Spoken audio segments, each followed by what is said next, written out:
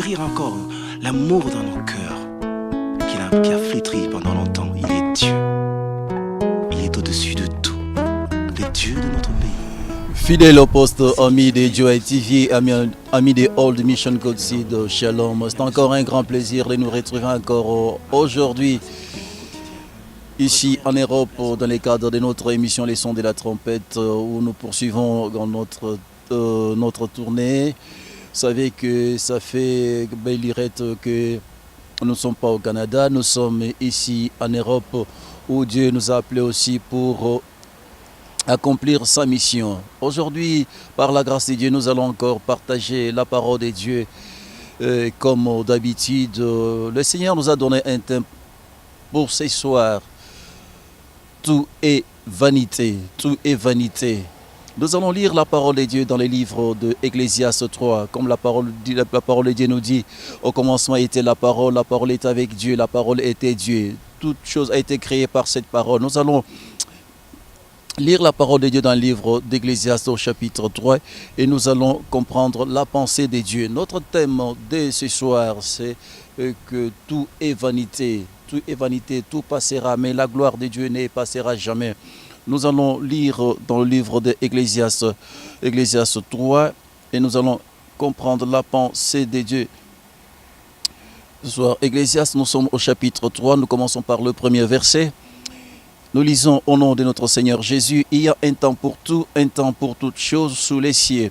Un temps pour naître et un temps pour mourir, un temps pour planter, un temps pour arracher ce qui a été planté, un temps pour tuer, un temps pour guérir, un temps pour abattre et un temps pour bâtir, un temps pour pleurer et un temps pour rire, un temps pour se lamenter et un temps pour danser, un temps pour lancer des pierres et un temps pour ramasser des pierres, un temps pour embrasser, un temps pour s'éloigner des embrassements, un temps pour chercher, et un temps pour perdre, un temps pour garder, et un temps pour jeter, un temps pour déchirer, et un temps pour coudre, un temps pour se taire, un temps pour parler, un temps pour aimer, un temps pour haïr, un temps pour la guerre, un temps pour la paix. Quel avantage celui qui travaille retire-t-il de sa peine?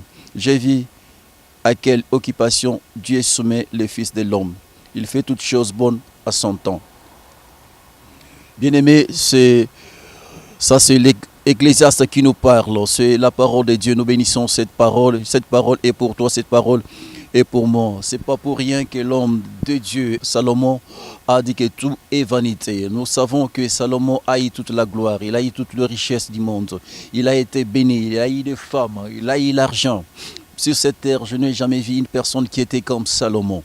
Dieu l'avait béni d'une façon tout à fait extraordinaire. Il a expérimenté toutes choses. À la fin de son discours, malgré les femmes qu'il avait réussi dans sa vie, malgré l'argent qu'il avait, malgré toute la gloire qu'il a eue, Salomon conclut son discours. Tout est vanité. Il y a un temps pour toutes choses, mon ami.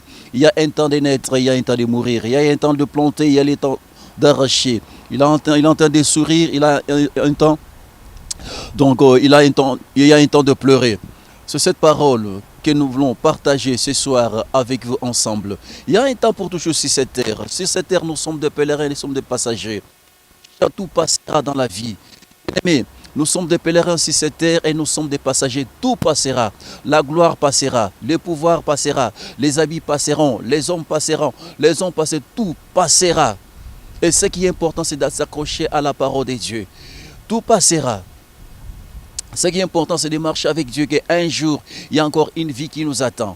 On peut tout avoir, on peut tout ramasser, on peut avoir la gloire, on peut avoir l'argent, on peut avoir des maisons, on peut avoir des enfants. Mais nous devons savoir une chose, que tout passera, mais la gloire de Dieu ne passera jamais. La Bible déclare: que servira-t-il à l'homme de gagner le monde s'il perdait son âme? Ton âme est plus précieuse que toute autre chose. Ton âme est plus précieuse que l'argent. Ton âme est plus précieuse que les habits. Ton âme est plus précieuse que les voitures. Ton âme est plus précieuse que toute autre chose. Tout passera, la gloire de Dieu ne passera jamais.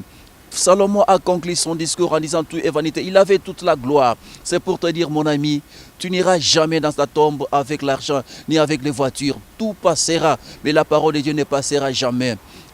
La Bible déclare: que servira-t-il à l'homme de gagner le monde s'il perdait son âme? Bien-aimé, réfléchis. médite sur ta propre vie. Puis déclare Jésus, il revient bientôt, il rendra à chacun selon ses œuvres. Bien-aimé, si Christ est revenu aujourd'hui, où il va te surprendre, où tu seras. La Bible déclare, il y a l'enfer et il y a le ciel.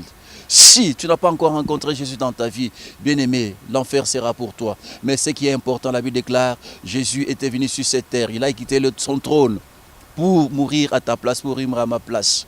Ne regarde pas ce que tu as fait, ne regarde pas tes erreurs, mais le moment est arrivé d'accepter Jésus comme Seigneur et Sauveur. Si tu n'as pas encore accepté Jésus comme Seigneur dans ta vie, voici les moments favorables que le Seigneur t'accorde. Je sais une seule chose. Tous nous sommes des créatures de Dieu, mais tous nous ne sommes pas des enfants de Dieu. On devient enfant de Dieu quand on accepte Jésus comme Seigneur et Sauveur. On se dit, Seigneur, je te donne ma vie. Seigneur, moi je marche avec toi. Seigneur, je te donne ma vie. Est-ce que tu peux prendre la décision ce soir de donner ta vie au Seigneur, de marcher avec le Seigneur? Parce qu'il y a encore une vie qui t'attend. Il y a encore une vie qui t'attend au-delà. Il y a encore une vie qui t'attend.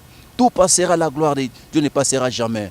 Le pouvoir passera, la gloire passera. Il y avait des personnes qui étaient devant toi, qui ont régné, qui ont marqué leur temps. Où est François Mitterrand? Où est Mobutu? Où est Kasavubu? Ils ont marqué leur temps. Ils ont marqué leur temps. C'est pour te dire que nous sommes des passagers. Nous sommes des pèlerins sur cette terre. Tout passera dans la vie. Tout passera dans la vie. C'est pourquoi que chaque pas que tu fais dans la vie, bien-aimé, réfléchis, regarde derrière toi. Ce que tu es en train de faire. Comment tu te comportes. Comment tu agis. Comment tu agis. Bien-aimé, comment tu agis. Comment tu te comportes. Le ciel te regarde. Le ciel te regarde. Il y a un temps pour toutes choses. Salomon a dit vanité de vanité. Vanité de vanité. J'ai eu toute la gloire. J'ai eu les femmes. J'ai eu les habits. Mais à la fin de son discours, il conclut, tout est vanité. Bien-aimé, tout est vanité. Tout passera. Tout passera. Tout passera. Il n'y a rien de spécial sur cette terre des hommes. Il n'y a rien de spécial sur ces hommes. Avant toi, il y a eu des gens. Après toi, il y en aura encore. Bien-aimé, le Seigneur t'a fait grâce d'être président de la République aujourd'hui, d'être au sommet aujourd'hui. Mais quand tu es président de la République, pense aussi aux autres.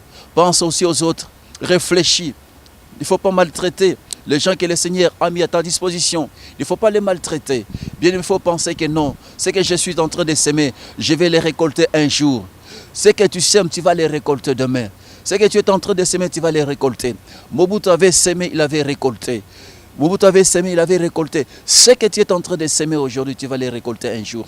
Mais ce qui est important pour toi, c'est de dire non, tout est vanité. Comment tu marches? Comment tu mènes ta vie? Comment tu diriges ta vie? Qui dirige ta vie? Qui conduit ta vie? Regarde ta vie, comment tu mènes ta vie. Regarde tout autour de toi. Tout autour de toi, comment tu mènes ta vie. Pense à ta vie. Pense à ton avenir. Après toi, demain, qu'est-ce que les gens diront de toi? Ce qui est important, c'est de savoir que tout est vanité. La vanité des vanités. L'argent passera. Ta beauté passera. Les bijoux passeront. Tout passera sur cette terre des hommes. Abeti est passé. Pongolov est passé. Et nous passerons aussi. Nous passerons aussi. Mais ce qui est important, c'est-à-dire que non, quand je suis encore sur cette terre, de marcher avec Jésus. De prendre la décision de dire Seigneur, je te donne ma vie.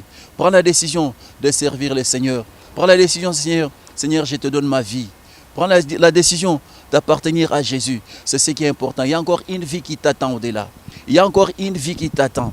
Ne regarde ni à gauche ni à droite. Prends la décision de donner ta vie au Seigneur. Prends la décision de marcher avec Dieu. De dire Seigneur, me voici. Que servira-t-il à l'homme de gagner le monde s'il perdait son âme? C'est la question que le Seigneur te pose ce soir. C'est la question que le Seigneur te pose aujourd'hui. Que servira-t-il à l'homme de gagner le monde s'il perdait son âme? Ce qui est important, bien-aimé, c'est de marcher avec Dieu, de dire Seigneur, me voici.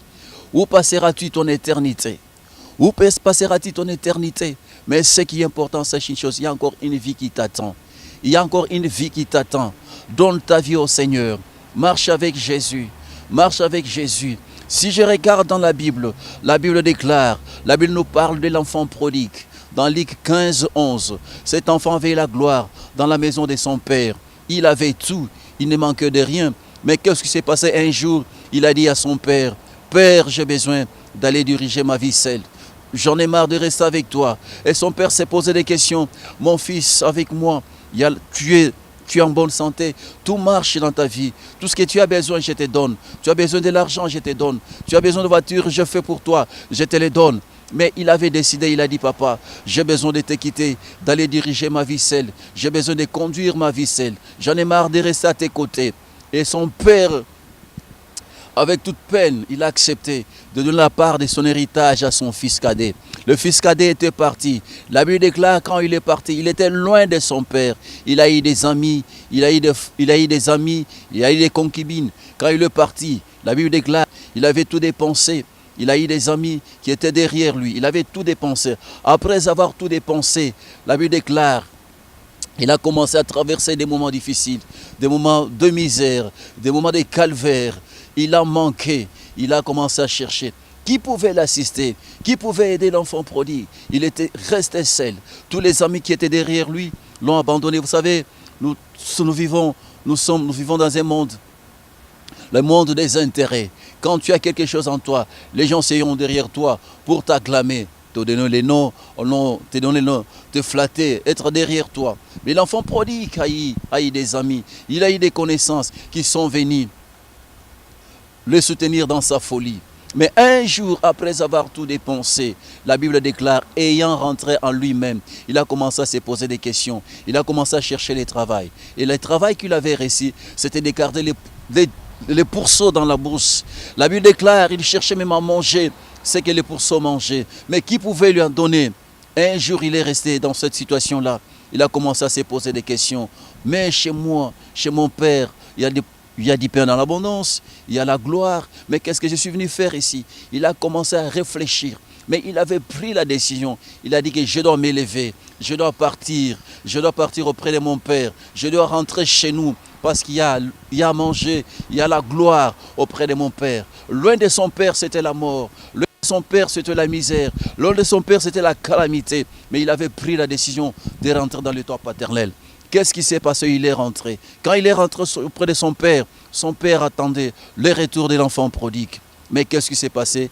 La Bible déclare, son père avait organisé un grand festin pour son fils qui était de retour.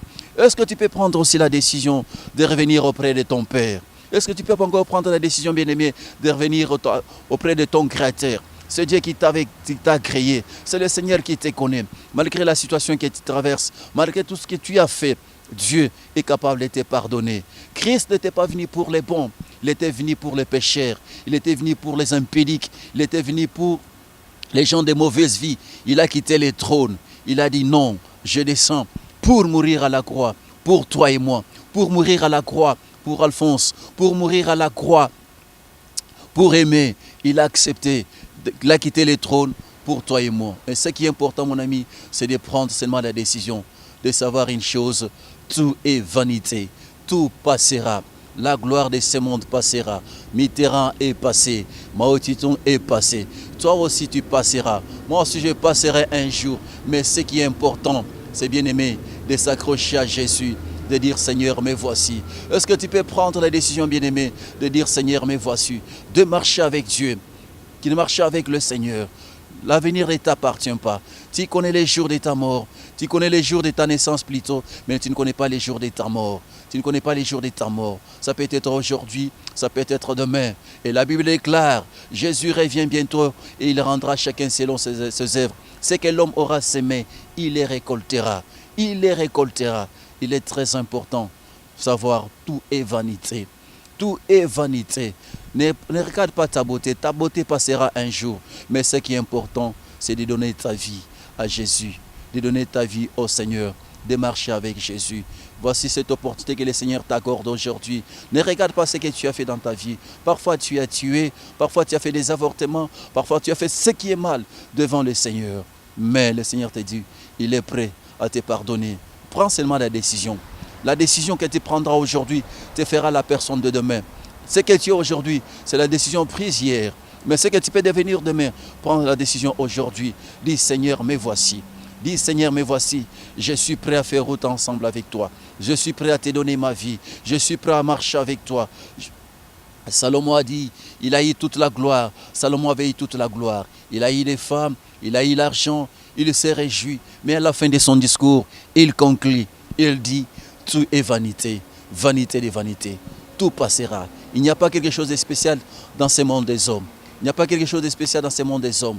Bien-aimé, tout passera. les pouvoirs passera, la gloire passera, les habits passeront, tout passera. Mais ce qui ne passera pas, la parole de Dieu ne passera jamais. La Bible déclare, au commencement était la parole était avec Dieu, la parole était Dieu. Est-ce que aujourd'hui, est-ce que ce soir, tu peux rencontrer ton Seigneur? Tu peux prendre la décision de dire, Seigneur, j'abandonne les fétiches, j'abandonne les mensonges, j'abandonne l'adultère pour te suivre, Seigneur. Est-ce qu'aujourd'hui, tu peux prendre la décision d'appartenir à une grande famille de Jésus-Christ? Tu peux prendre la décision de donner ta vie à Jésus. Tu peux prendre la décision de donner ta vie à Jésus parce que l'avenir ne t'appartient pas. Prends la décision comme l'enfant prodigue. Salomon a dit, tout est vanité et poursuite du vent.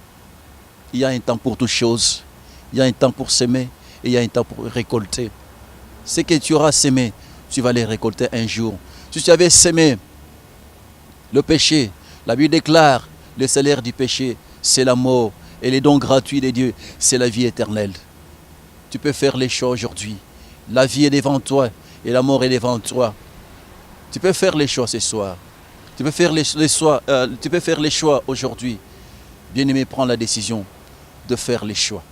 Les choix t'appartiennent. Que le Seigneur de gloire te bénisse. Que le Seigneur de gloire te fortifie. C'était votre émission, les sons de la trompette. Bien-aimé, si tu as un sujet de prière, n'hésite pas de nous appeler, de nous écrire et nous allons prier et nous prierons pour toi et le Seigneur te bénira et les portes s'ouvriront devant toi. Et n'oublie pas, bien-aimé, de prier pour les Congo, de prier pour l'Afrique. L'Afrique est agitée, les Congo a des problèmes, mais nous savons une seule chose, seule solution, notre victoire appartient à l'Éternel des armées, le Dieu des grâces. Que le Seigneur de gloire marche devant vous, vous fortifie dans le nom de Jésus. C'était votre serviteur, l'apôtre Patrick Mpinga de World Mission Code Sud Canada. Que la gloire de Dieu soit votre partage. Je tiens à dire shalom à tous les bien-aimés qui nous ont suivis, à tous les hommes de Dieu partout où vous êtes, à tous mes enfants dans la foi, partout où vous êtes. Que Dieu de gloire vous bénisse. Shalom. Pasteur Kati Biaya, shalom. À Cicéron Biaya, shalom à Merveille Biaya, shalom à Karine Biaya, shalom à tous les amis qui nous ont suivis, shalom à Vanessa, shalom à tous les amis, shalom au pasteur Salom, shalom à tous les amis qui nous ont suivis. Que la gloire de Dieu soit votre partage. Là où vous êtes, en Ouganda, là où vous êtes, en Australie, là où vous êtes, au Canada, aux États-Unis, partout où vous êtes, que le Seigneur de gloire vous bénisse. Merci à tous les amis, à tous mes enfants dans la foi, que la gloire de Dieu vous bénisse.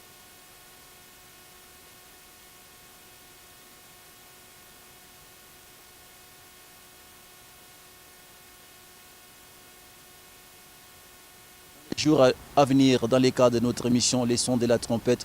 Que le Seigneur de gloire vous bénisse, que le Seigneur bénisse les Congo, que le Seigneur bénisse l'Afrique, que le Seigneur bénisse les Canada. Au nom de Jésus. Amen. Il est digne d'honneur, notre roi, il rend toutes choses possibles. Un Dieu merveilleux qui se sert de nos insuffisances et de nos imperfections humaines pour nous accorder la grâce de fleurir dans sa gloire et dans sa majesté. Nos vies d'échecs deviennent des vies de témoignage à cause de sa main puissante en Dieu. Il relève tous ceux qui sont affaiblis. Il donne encore un espoir nouveau, un élan nouveau à tous ceux qui ont arrêté de croire encore à l'avenir glorieux. Il rassemble les cœurs, il fait tout ce qu'il faut pour que notre joie soit parfaite. Voilà pourquoi il a dit, demandez afin que votre joie soit parfaite. C'est encore possible, même pour ce pays, de voir toutes choses relevées, car il est rebâti sur l'ancienne ruine.